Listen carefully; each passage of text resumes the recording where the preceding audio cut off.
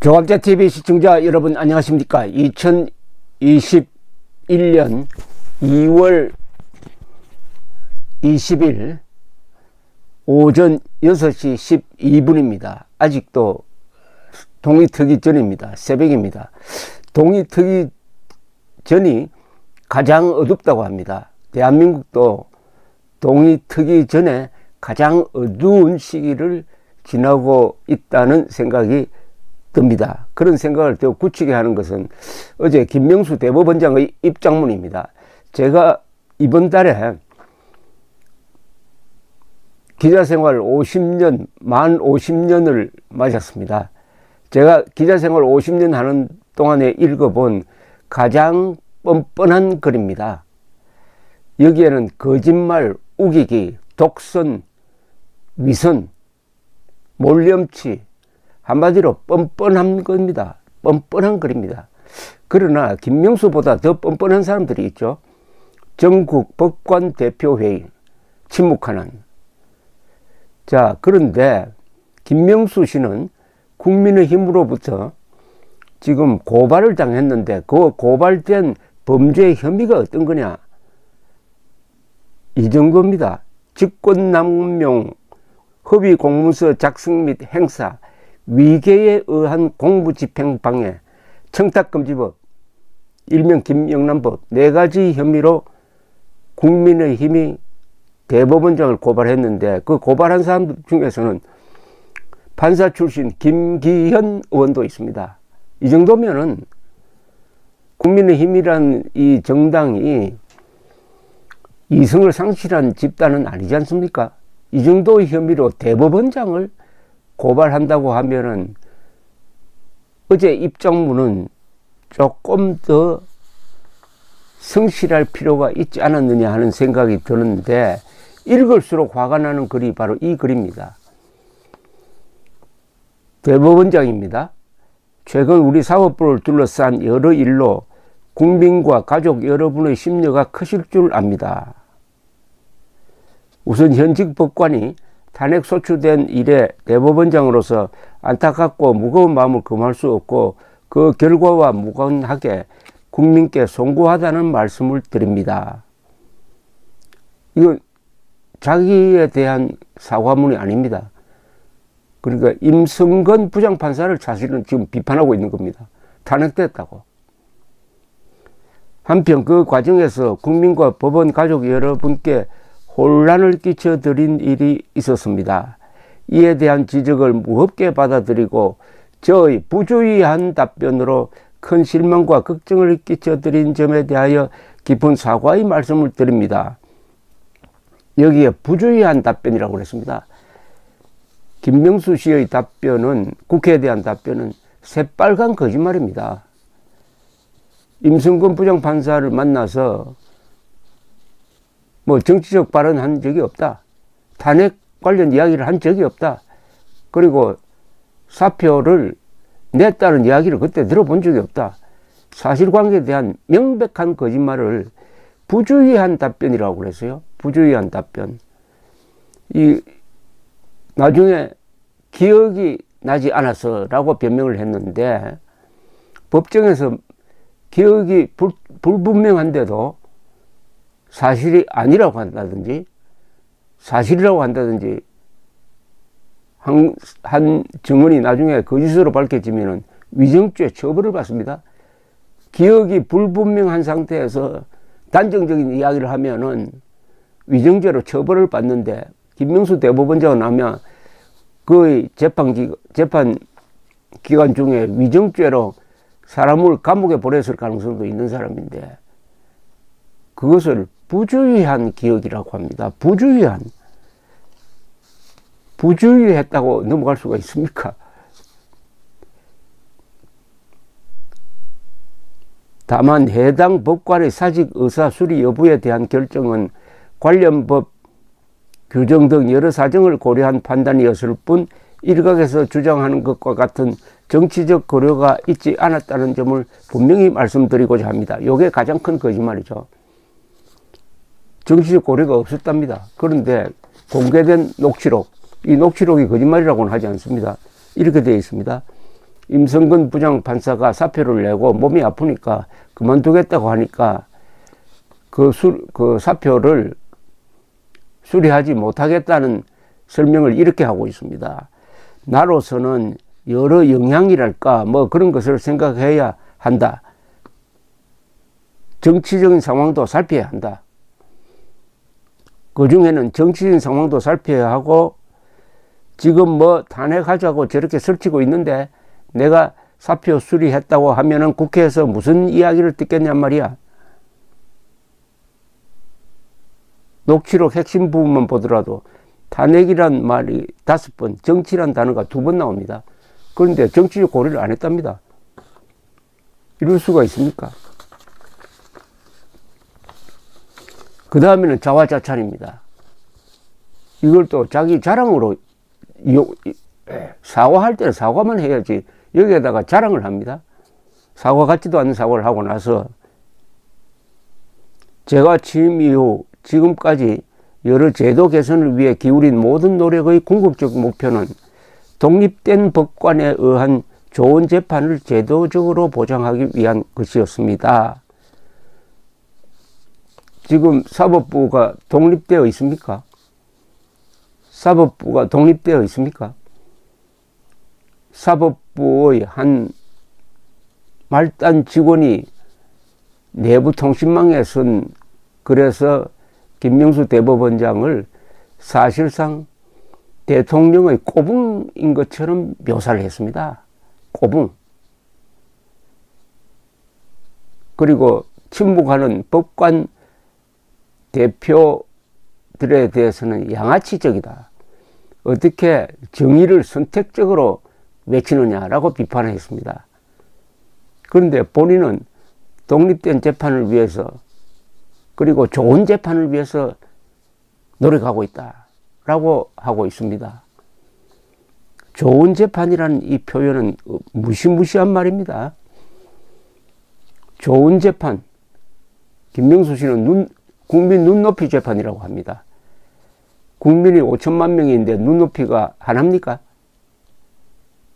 국민 눈높이에 맞춘다는 재판은 인민재판 하겠다는 말을 점잖게 하는 이야기입니다. 인민재판 하는 것을 또 좋은 재판이라고 지금 이야기하고 있습니다. 좋은 재판. 좋은 재판, 나쁜 재판의 기준이 있습니까? 뭡니까 그게?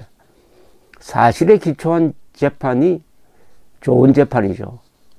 사실, 그리고 상식, 균형감각, 이게 좋은 재판이죠. 무엇보다도 헌법이 명령하는 바대로 법률 양심에 따라서 독립적으로 재판하는 재판이 좋은 재판입니다. 국민 눈높이에 맞추는 재판은 엉터리 재판인데 지금 좋은 재판을 위해서 노력했다고 하니까 할 말을 잊어버리게 됩니다.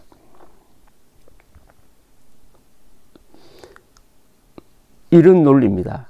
사법행정구조를 개편하고 대법원장이 보유한 권한을 과감히 내려놓은 것 역시 그러한 권한이 재판의 독립에 영향을 미칠 추상적인 위험조차 허용되어서는 아니 되기 때문입니다. 대통령이 보유한 권한을 내려놓았다고 하는데 법원 인사는 왜 이렇습니까? 정권에 유리한 판결을 내려온 사람, 또 유리한 판결을 내릴 만한 사람은 그 사건을 오랫동안 갖고 있도록 해가지고 선고를 하고 나가도록 하는 이런 인사 사례가 언론에 계속 보도되고 있습니다. 그런데 그 다음 문장이 참 끝내주는 문장입니다. 그러한 죄가, 즉 사법부 독립을 위해서 노력했다는 걸 전제로 하고 그런 죄가, 그 거짓말입니다. 거짓말을 전제로 하는 거죠. 그런 죄가 해당 사안에 대해 정치권과의 교감이나 부적절한 정치적 고려를 하여 사법의 독립을 위태롭게 한다는 것은 있을 수 없는 일입니다. 거짓말을 해놓고 그러니까 있을 수 없다 이렇게 이야기합니다. 이중 거짓말이죠. 앞에 좋은 재판을 위해서 사법부의 독립을 지켰다. 거짓말입니다. 그런데 그걸 진실로 단정하고 그러니까 내가 이런 짓을 할 사람이 아니다. 나는 좋은 사람이다. 내가 어떻게 나쁜 짓을 할 수 있겠느냐. 이게 인간이 할 수 있는 글이라고 생각합니까? 가장 뻔뻔한 글입니다. 가장 악랄한 글입니다. 그 뒤에 읽는 거는 뭐 생략하겠습니다. 이런 글을 읽고 나면은 기분이 나빠요. 그런데 좋은 글은 기분이 좋습니다. 이런 나쁜 글을 제가 소개를 해 드렸으니까 이제 좀 여러분들의 마음을, 더구나 새벽이기도 하니까 정화시켜 드려야 된다는 생각이 들어서 좋은 문장 몇 개를 소개를 해 드리겠습니다. 사랑에 대해서 인간이 쓴 글 중에서 가장 아름다운 글이라고 생각하는 게 있습니다. 종교를 믿으시던 개신교, 천주교, 불교, 뭐 이슬람까지 다 떠나가서 이 글은 정말 아름다운 글입니다. 사도 바울이 쓴 고린도전서 13장 신약성경에 있는 문장을 제가 약간 음률을 조정하고 해서 다듬은 글이 있습니다. 한번 읽어드리겠습니다. 내가 사랑의 방언과 천사의 말을 할지라도 사랑이 없으면 울리는 징과 시끄러운 꽹과리에 지나지 않고, 내가 예언하는 능력이 있어 모든 비밀과 모든 지식을 알고 또 산을 옮길 만한 믿음이 있을지라도 사랑이 없으면 나는 아무것도 아니며, 내가 가진 모든 것으로 가난한 사람들을 구제하고 또 내 몸을 불사르게 내어줄지라도 사랑이 없으면 아무 소용이 없느니라. 사랑은 오래 참고 사랑은 온유하며 시기하지 아니하며 자랑하지 아니하며 교만하지 아니하고 무례히 행하지 아니하며 자기의 이익만 찾지 아니하며 성내지 아니하고 악을 행하지 아니하며 불의를 기뻐하지 아니하고 진리와 함께 즐거워하며 모든 것을 감싸고 모든 것을 믿으며 모든 것을 소망하고 모든 것을 견디느니라. 사랑은 영원히 변치 않으나 예언은 끊어지고 방언도 거치고 지식도 없어지리라. 우리는 단편적으로 알고 단편적으로 예언하나 온전한 것이 올 때는 불완전한 것이 사라지리라.